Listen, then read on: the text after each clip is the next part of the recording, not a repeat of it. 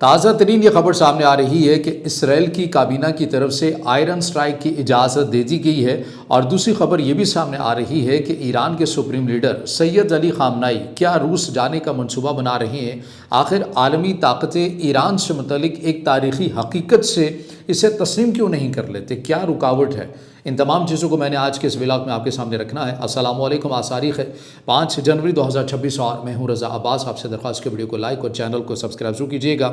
میں آج پورا دن اس خبر کو دیکھتا رہا، پڑھتا رہا، گھنگالتا رہا، اور بعض جگہوں کے اوپر مجھے افسوس بھی ہوا کہ بار بار ایک خبر تو ہے میڈیا آؤٹ لیٹ کی طرف سے آگئی ہے، کس سورس سے آئی ہے، کیا چیزیں ہوئی ہیں، کس طرح سے آئی ہے، اس کا بیک گراؤنڈ کیا ہے، وہ بیان کرنا تو ایک صحافی کی ذمہ داری ہوتی ہے، لیکن ساتھ ساتھ میں صحافی کی جو ذمہ داریوں کے اندر ایک یہ بھی ذمہ داری آتی ہے کہ وہ حقائق بھی بیان کرے کہ کیا یہ خبر جو ہے یہ کہاں سے آئی ہے اور اس کے محرکات اور اس کی وجوہات کیا ہیں۔ دی ٹائمز جو کہ برطانیہ کا ایک بڑا مشہور و معروف میڈیا آؤٹ لیٹ ہے، وہاں سے خبر شائع ہوتی ہے، اور یہ جو میڈیا آؤٹ لیٹ ہے ایک انٹیلیجنس رپورٹ کو کوٹ کر کے کہتا ہے کہ ہمارے پاس سے خبر سامنے آ رہی ہے کہ ایران کے سپریم لیڈر سید علی خامنائی روس جانے کا منصوبہ بنا رہے ہیں، ایک پلان بی بنا رہے ہیں۔ پہلے وہ میں خبر آپ کے سامنے رکھتا ہوں، پھر کچھ حقائق ہیں وہ بہت ضروری ہیں اور بڑی محنت کی ہے ان حقائق کو نکالنے میں، لہٰذا آپ نے میری محنت کو رائگاں نہیں جانے دینا اور اس ویڈیو کو آخر تک آپ نے ضرور دیکھنا ہے۔ تو معاملہ یہ ہے کہ اس خبر کا جو اردو ترجمہ ہے، متن ہے، وہ کچھ میں آپ کے سامنے رکھ دیتا ہوں کہ ایگزیکٹلی اس خبر کے اندر کہا کیا گیا ہے۔ یہ کہا گیا ہے کہ ایران کے آیت اللہ سید علی خامنائی کے پاس ایک بیک اپ پلان ہے۔ اگر ان کی سیکیورٹی فورسز احتجاج کو دبانے میں ناکام ہو جاتی ہیں یا بغاوت کر دیتی ہیں تو وہ ملک چھوڑ کر بھاگ جائیں۔ دی ٹائمز کے ساتھ شیئر کی گئی ایک انٹیلیجنس رپورٹ کے مطابق 86 سالہ خامنائی کا منصوبہ ہے کہ وہ تہران سے اپنے قریبی حلقے کے تقریباً 20 مشیروں اور خاندان کے افراد کے ساتھ فرار ہو جائیں۔ اگر وہ دیکھیں کہ احتجاج کو روکنے کے لیے بلائی گئی فوج اور سیکیورٹی فورسز بغاوت کر رہی ہیں، وہ طرف تبدیل کر رہی ہیں یا احکامات پر عمل نہیں کر رہی ہیں، یہ پلان بی خامنائی اور ان کے انتہائی قریبی مشیروں اور خاندان کے حلقے کے لیے ہے، جس میں ان کے بیٹے اور ممکنہ جانشین مجتبی بھی شامل ہیں۔ ایک انٹیلیجنس ذرائع نے دی ٹائمز کو بتایا انہوں نے تہران سے نکلنے کا راستہ طے کر رکھا ہے اگر انہیں فرار ہونے کی ضرورت پڑے، جس میں اثاثے جمع کرنا، بیرون ملک جائیدادیں و نقدی شامل ہے تاکہ ان کی محفوظ گزرگاہ ممکن بنائی جا سکے۔ یہ فرار کا منصوبہ ان کے اتحادی گرے ہوئے شامی لیڈر بشار الاسد کی فرار پر مبنی ہے، جو دمشق سے طیارے پر ماسکو بھاگ گئے تھے۔ ایک سابق اسرائیلی انٹیلیجنس آفیسر نے دی ٹائمز کو بتایا کہ خامنائی ماسکو بھاگیں گے کیونکہ ان کے لیے کوئی اور جگہ نہیں ہے۔ خامنائی پیوٹن کے مداح بھی ہیں، جبکہ ایرانی ثقافت روسی ثقافت سے زیادہ مشابہت بھی رکھتی ہے۔ یہ پلان بشار الاسد کے دسمبر 2024 میں روس فرار کی طرز پر بنایا گیا ہے۔ خامنائی کے وسیع مالی اثاثوں تقریباً $95 بلین کی مالیت بھی ہے اور انہیں بھی منتقل کرنے کا بندوبست شامل ہے۔ اور بھی بہت کچھ کہا گیا ہے اس خبر کے اندر، جو دی ٹائمز نے ایک انٹیلیجنس سورس کو کوٹ کر کے یہ خبر کی۔ اب پاکستان کے اندر اور جو ایران اور ایران کی خارجہ پالیسی سے متعلق نابلد ہیں، آگاہ نہیں ہیں، انہوں نے بہت تیزی کے ساتھ ایک ویوز لینے کے چکر کے اندر اسی کے تھمبنیل لگائے اور بتانا شروع کر دیا کہ دیکھیے ایران کے اندر جو صورتحال ہے وہ بڑی حد تک خراب ہو چکی ہے، اور اب ایران کا جو موجودہ نظام ہے وہ تقریباً کچھ ہی گھنٹوں کا مہمان رہ گیا ہے، اور لہٰذا ایران کے جو سپریم لیڈر ہیں انہوں نے بھی اپنا پلان بھی بنا لیا ہے۔ بھائی یہ آپ کی ذمہ داری ہے، ٹھیک ہے، آپ نے خبر کو کوٹ کرنا ہے، لیکن ساتھ میں حقائق بھی بتانے کہ ایگزیکٹلی ہو کیا رہا ہے۔ جب میں یہ ویڈیو ریکارڈ کر رہا ہوں اسے کچھ ہی دیر پہلے، کیونکہ آج جو ویڈیو کا ٹائم ہے وہ بھی دیر ہوگی، اور اسی لیے کہ اس تمام موضوع کے اوپر ایک پوری تفصیل کے ساتھ جو ویڈیو ہے وہ آپ کے سامنے رکھی جائے، میں ایران میں اپنے ایک جاننے والے ہیں ان سے میں بات کر رہا تھا، ایک سورس ہے، ان سے میں نے بات کی، میں نے کہا ایران کی ایگزیکٹلی صورتحال ابھی کیا ہے؟ انہوں نے بتایا کہ کچھ جگہوں کے اوپر احتجاج ہو رہا ہے، اس میں کوئی انکار نہیں ہے، لیکن جیسے کہ تعداد جو بتائی جا رہی ہے ویسی تو تعداد بالکل بھی نظر نہیں آتی، اور اب آج جو سیکیورٹی نے ایک مضبوط قسم کا جو گرفت ہے وہ کر رکھی ہوئی ہے۔ میں نے ان سے یہ کہا کہ بھئی CNN آپ دیکھیے، آپ پاکستان کا میڈیا دیکھیے، آپ دیگر میڈیا دیکھیے، یہاں تو ایران کا جو نظام ہے وہ تو کچھ ہی گھنٹوں کا مہمان بتایا جا رہا ہے۔ انہوں نے کہا کہ ٹھیک ہے، اب ان کی منشا ہے، ان کے اپنے ارادے ہوں گے یا ان کے اپنے مفادات ہوں گے جو اس طرح کی رپورٹنگ کر رہے ہیں، لیکن بہرحال ہم تو گراؤنڈ ریئلٹی بتا رہے ہیں کہ ہم چونکہ ایران کے اندر ہیں، یہاں پر تمام چیزیں معمول کے مطابق بھی چل رہی ہیں، کچھ جگہوں کے پر احتجاج ضرور ہو رہا ہے، اس سے انکار نہیں کیا جا سکتا، لیکن جس طرح سے شو کیا جا رہا ہے ویسے حقائق ہمیں نظر نہیں آتے۔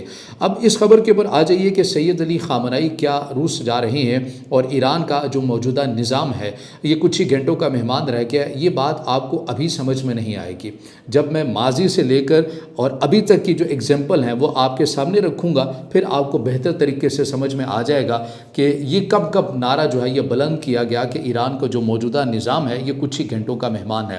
میں شروع کرتا ہوں 1981 سے، میں نے یہ ڈیٹا نکالا۔ 1981 سے لے کر 1983 میں یہ ایک داخلی اقتدار کی جنگ شروع ہو جاتی ہے ایران کے اندر۔ انقلاب کے فوراً بعد بائیں بازو کے جو گروپس ہیں مجاہدین خلق کے نام سے، یہ لبرل قوم پرست ہوتے ہیں، اور جو ایران کے موجودہ جو لیڈر ہے سپریم لیڈر، ان سے جو پہلے والے جنہوں نے انقلاب لے کر آئے، خمینی، امام خمینی کی قیادت کے خلاف یہ کھڑے ہوئے، اور اس کے نتیجے میں تہران میں بم دھماکے ہوتے ہیں، ٹارگٹ کلنگز ہوتی ہے، احتجاج کا سلسلہ شروع ہوتا ہے۔ اب اس کو جو عالمی میڈیا ہے وہ اس طرح سے رپورٹ کرتا ہے کہ Islamic republic is internally collapsing اور clerics can not hold power, یعنی بس یہ نظام گیا، اب تو اس کے سوا کچھ رہا ہی نہیں۔ اس کا نتیجہ کیا نکلا کہ ریاست نے سختی سے کنٹرول سنبھال لیا، نظام مزید مضبوط ہو گیا، اور ایران کی جو ایک فورس ہے جس کے اوپر عالمی سطح کے اوپر پابندیاں بھی ہیں، IRGC، وہ بھی اس احتجاج کی بدولت یہ ادارہ بڑی طاقت کے ساتھ وجود میں آ گیا۔ پھر اس کے بعد ایران عراق کی جنگ ہو جاتی ہے۔ 1980 سے لے کر 1988 تک 8 سالہ یہ جنگ ہوتی ہے۔ اس کے اندر 8 سالہ خوریز جنگ ہوتی ہے، لاکھوں ہلاکتیں ہوتی ہیں، معیشت تباہ ہو جاتی ہے، اور عالمی میڈیا اس کو رپورٹ کرتا ہے کہ Iran can not survive prolong war, post war revolution will collapse, یعنی ایران ایک بڑی جنگ کا متحمل ہو ہی نہیں سکتا۔ ظاہر ہے ایک نیا نظام آیا اور آتے ساتھ ہی ایک بڑی جنگ آ گئی، وہ کیسے اس کو افورڈ کر سکے گا، اور اس کا نتیجہ یہ ہے کہ اس کی معیشت تباہ ہو جائے گی، نظام کے اندر بغاوت ہو سکتی ہے۔ تو یہ نظام اب کچھ ہی گھنٹوں کا مہمان رہ گیا ہے۔ یہ 1980 سے لے کر 1988 کے اندر بھی اسی لائن کو دہرایا گیا۔ اب اس کے بعد 1999 کے اندر طلباء احتجاج ہوتے ہیں ایران کے اندر بڑے پیمانے پر۔ اس میں یونیورسٹی طلباء سڑکوں پر نکلتے ہیں، اصلاحات پسند بامقابلہ قدامت پسند ہوتا ہے۔ مغربی میڈیا یا عالمی میڈیا اس کو اس انداز میں رپورٹ کرتا ہے کہ Iran's youth rejecting Islamic system, end of clerical rule near, یعنی لبے لباب یہ ہے کہ یہ جو نظام ہے یہ کچھ ہی گھنٹوں کا مہمان رہ گیا۔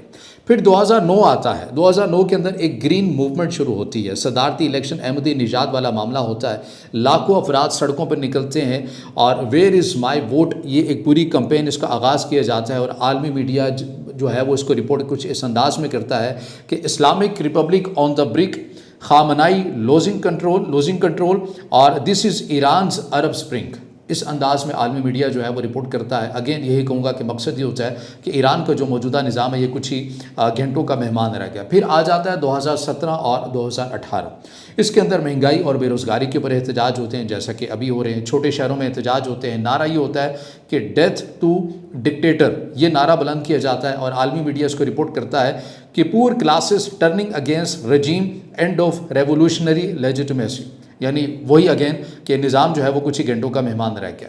پھر اس کے بعد 2019 کے اندر پیٹرول قیمت کے اوپر احتجاج ہوتا ہے، پیٹرول کی قیمتوں میں اضافہ ہوتا ہے، ملک گیر ہنگامے ہوتے ہیں، سینکڑوں ہلاکتیں ہوتی ہیں، اور عالمی میڈیا اس کو رپورٹ کرتا ہے کہ Iran is one spark away from collapse, کہ تباہی کے دہانے کے اوپر بس کھڑا ہوا ہے ایران، آپ کو نظر آ رہا ہے۔ یہ عالمی میڈیا اس کو رپورٹ کرتا ہے۔ پھر 2022 کے اندر وہاں سے امینی والا معاملہ آ جاتا ہے، اور اس وقت ایران کو واقعاً بہت مشکلات کا سامنا اس لیے کرنا پڑتا ہے کہ ایران کے وہ ایریاز جو کہ کرد، جہاں پر کرد زیادہ تعداد کے اندر آباد ہیں، بہت بڑے پیمانے کے اوپر احتجاج ہوتے ہیں، اور مسائل جو ہیں وہ بڑھ جاتے ہیں۔ اور اس وقت بھی جو عالمی جو میڈیا ہے وہ یہ کہتے ہیں کہ this is the end of Islamic republic woman led revolution, Khamenei days are number, یعنی موجودہ نظام کے دن گنے جا چکے ہیں، یہ آج نہیں تو کل اس نظام نے گر جانا ہے۔ پھر اس کے بعد ایک پیٹرن جو سمجھنا جو ضروری ہے کہ اسے مغربی دنیا جو ہے وہ مسلسل ایک تواتر کے ساتھ پیش کرتی ہے، اور اب یہ جو موجودہ جو احتجاج ہو رہے ہیں اس کے اوپر بھی بار بار یہی کہا جا رہا ہے کہ نظام آج نہیں تو کل گیا، اور ایران کے جو سپریم لیڈر ہیں یہ تو اب روس سے جانے کا منصوبہ بھی بنا چکے ہیں۔ میں نے آپ کے سامنے پوری تاریخ سے لے کر موجودہ حقائق تک آپ کے سامنے رکھا ہے کہ کب کب عالمی میڈیا کی طرف سے یہ تاثر دینے کی کوشش کی۔ ہر ملک کے اندر احتجاج ہوتے ہیں، ذاتی اختلافات ہوتے ہیں، اندرونی اختلافات ہوتے ہیں، انتظامی بحران ہوتے ہیں، اس سے تو انکار نہیں ہے۔ کیا امریکہ کے اندر احتجاج نہیں ہوتے؟ کیا اس کا نتیجہ یہ نکالا جائے کہ موجودہ امریکہ کا نظام ہی ختم ہونے والا ہے؟ کیا اسرائیل کے اندر احتجاج نہیں ہوتے؟ کیا پاکستان کے اندر احتجاج نہیں ہوتے؟ کیا کسی اور ملک کے اندر احتجاج نہیں ہوتے؟ احتجاج ہوتے ہیں، داخلی اختلافات ہوتے ہیں، چیزیں ہیں۔ ایران کے جو سپریم لیڈر ہیں سید علی خامنائی، انہوں نے مظاہرین کے موقف کی تائید کی۔ انہوں نے کہا کہ بالکل یہ انتظامی بحران کے اوپر باہر نکلے ہیں، موجودہ جو کرنسی ہے وہ بہت بڑھ چکی ہے، مہنگائی بڑھ چکی ہے، اور جو بھی ذمہ داران ہیں اس کے خلاف جو کارروائی ہے وہ ہونی چاہیے۔ اور اگر کوئی احتجاج کی آڑ میں نظام کو ڈیریل کرنا چاہے گا، بیرونی طاقتوں کا اعلیٰ کار بنے گا، تو ظاہر ہر ریاست کی طرح ایران نے بھی یہی فیصلہ کیا کہ وہ ان اعلیٰ کار جو ہیں، وہ جو فیکٹرز ہیں، ان کے اگینسٹ وہ کارروائی کریں گے۔ ایسا ہر ملک کے اندر ہے۔ کیا یہ ڈاکومنٹڈ فیکٹس نہیں ہیں؟ بالکل ہیں۔ اب یہ وہ تمام پیٹرن ہے جو چلتا ہوا نظر آ رہا ہے، اور اب یہ جو ایران کے سپریم لیڈر سید علی خامنائی سے متعلق یہ کہا جا رہا ہے۔ میں ایک ٹویٹر کے اوپر جو موجودہ ایکس ہے اور سابقہ جس کو ٹویٹر بھی کہا جاتا ہے، اس کے اوپر میں ایک پوسٹ پڑھ رہا تھا۔ وہ ایک ایسا اکاؤنٹ ہے جو ایران کی اور مڈل ایسٹ کے صورتحال کو بڑی باغور اس کے اوپر جو تجزیاتی جو چیزیں ہیں، یہ پس پردہ چل رہی ہوتی ہیں، وہ اس کو رپورٹ کرتا رہتا ہے۔ اب وہ بندہ کوئی ایسا نہیں ہے کہ ایران کے اندر بیٹھا ہوا ہے یا کسی اور ملک کا ہے، بلکہ وہ بالکل ایک نیوٹرل قسم کا بندہ ہے جو اس اکاؤنٹ کو چلا رہا ہے۔ وہ یہ کہتا ہے کہ یہ جو خبر دی ٹائمز کے اندر انٹیلیجنس سورسز کو رپورٹ کر کے کہا گیا ہے، یہ آگاہی نہیں ہے ایران کے سسٹم سے، جنہوں نے اتنا بڑا دعویٰ کر دیا۔ یہ بیسکلی انہوں نے ایک خاص لفظ استعمال کیا، انہوں نے کہا کہ اگر آپ نے ایران کی ان پالیسی یا نظریات کو پڑھنا ہے تو اس کے لیے تو ضروری ہے کہ آپ کو جو ایک مکتب ہے، ایک مسلک ہے، جس کو ہم پاکستان کے اندر بھی بڑی تعداد کے اندر وہ افراد موجود ہیں، مکتب تشیع جنہیں کہا جاتا ہے، ان کی سوچ اور ان کے نظریات کو پڑھنا پڑے گا۔ وہاں پر اگر جب آپ پڑھیں گے تو پھر یہ آپ کو ایگزیکٹلی جو صورتحال ہے وہ سمجھ میں آتی ہے کہ معاملہ جو ہے یہ اس طرح کا نہیں ہے جیسے ہمیں خبر کی صورت میں نظر آتا ہے۔ آپ کو یاد ہے کہ ایران اور اسرائیل کی 12 روزہ جنگ کے دوران ایران کی جو ٹاپ قیادت تھی، عسکری قیادت، انہیں نشانہ بنایا گیا تھا۔ انہیں کیوں نشانہ بنایا گیا تھا؟ کیونکہ اسرائیل یہ سمجھتا تھا کہ یہ مین بنیادی پلرز ہیں اس نظام کے، اگر یہ گر جاتے ہیں تو بڑی آسانی کے ساتھ جو ایران کا جو سسٹم ہے یہ بھی گر سکتا ہے، کولیپس ہو سکتا ہے۔ لیکن اس کے باوجود ایران کا جو سسٹم ہے وہ نہیں گرا۔ کیوں نہیں گرا؟ جب لوگوں نے یہ دیکھا، حتیٰ کہ جو اس موجودہ ایران کے اندر جو لوگ تھے جو اس انقلاب کے بھی جس سے وہ اختلاف رکھتے ہیں، جب انہوں نے یہ دیکھا کہ یار یہ تو صف اول کی قیادت، یہ تو انہوں نے فرنٹ سے لیڈ کیا ہے، یہ نشانہ بن گئے ہیں، یہ تو ہم یہ سوچ رہے تھے کہ یہ ہمیں مشکلات کے لیے عوام کو آگے کر دیتے ہیں، خود یہ محفوظ پناہ گاہوں میں رہتے ہیں، لیکن اس کے تو برعکس ہوا ہے۔ اس جنگ کے اندر تو بڑی بڑی قیادت جو ہے وہ شہید ہو گئی ہے، اور اس اسرائیلی حملوں کے اندر وہ مارے گئے ہیں۔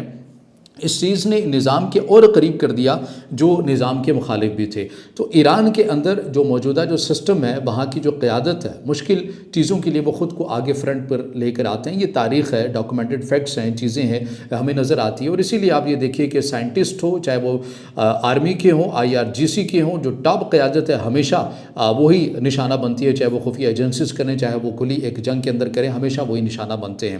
اب اس کے اندر جو ایک اور جو تازہ ترین خبر ہمارے سامنے آ رہی ہے، جس میں بتایا جا رہا ہے کہ اسرائیل کی کیبنٹ نے آپریشن آئرن اسٹرائیک کی اجازت دے دی ہے۔ اس کی کیا بیک گراؤنڈ ہے؟ اب اس سے متعلق یہ خبر تو تصدیقی شدہ ہے، اس کے اوپر تو باتیں کی جا رہی ہے کہ اسرائیل کی طرف سے اس آپریشن کا آغاز کر دیا گیا ہے، منظوری دے دی گئی ہے، لیکن یہ کہاں ہوگا؟ کیا یہ لبنان کے اندر ہے؟ کیا یہ اس ایران کے اندر کیا جائے گا؟ کیا یہ غزہ کے اندر دوبارہ سے ہو سکتا ہے؟ اور یہ کب ہوگا؟ اس کی نوعیت کیا ہو سکتی ہے؟ اس حوالے سے ابھی خاموشی آپ کو نظر آتی ہے۔ باتیں ہو رہی ہیں، کچھ دعوے کیے جا رہے ہیں، کچھ تجزیہ کار اپنے مشاہدے کی بنیاد کے اوپر باتیں کرتے ہوئے نظر آ رہے ہیں، لیکن حتمی طور کے اوپر ابھی کنفرمیشن نہیں ہے۔ لیکن البتہ یہ خبر ضرور سامنے آ رہی ہے کہ اسرائیل کی کیبنٹ کی طرف سے آپریشن آئرن اسٹرائیک کی اجازت دے دی گئی ہے۔ اب آنے والا وقت جو ہے وہ بہترین صورتحال کو مزید واضح کرے گا، لیکن یہ وہ حقائق تھے جو موجودہ جو پاکستان میں بیٹھے ہوئے لوگ ہیں ان کے لیے ضروری تھا کہ ہم کوشش یہ کریں کہ ماضی سے لے کر اب تک کی جو صورتحال ہے یہ آپ کے سامنے مینو اند رکھیں اور ڈاکومنٹڈ فیکٹس کے ساتھ رکھیں۔ اب اس کے اندر تمام جو سورسز جو میں نے یوز کیے ہیں، جو انفارمیشن ہے، یہ تمام چیزیں آپ کو ڈسکرپشن میں مل جائیں گی۔ اگر کوئی ہمارے دوست احباب آزادانہ طور کے پر تحقیق کرنا چاہیں تو وہ ضرور تحقیق بھی کر سکتے ہیں۔ یہ تمام وہ چیزیں ہیں جو حقائق کے ساتھ ہم نے رکھنے کی کوشش کی، اور ظاہر ہے اس کے اندر آپ آزاد ہیں کہ آپ میرے اس تجزیے سے، خبر سے اتفاق بھی کر سکتے ہیں اور اختلاف بھی رکھ سکتے ہیں، یہ آپ کا پورا حق ہے۔ اگر آپ کو لگتا ہے کہ ویڈیو آپ کے لیے معلوماتی ہے تو پھر اسے ضرور اپنے دوستوں کے ساتھ شیئر بھی کیجیے گا۔ اس سے جڑا آپ کا کچھ سوال ہو یا رائے ہو تو ضرور کمنٹ میں اظہار خیال بھی کیجیے گا، اور اس چینل کو زیادہ سے زیادہ سبسکرائب بھی۔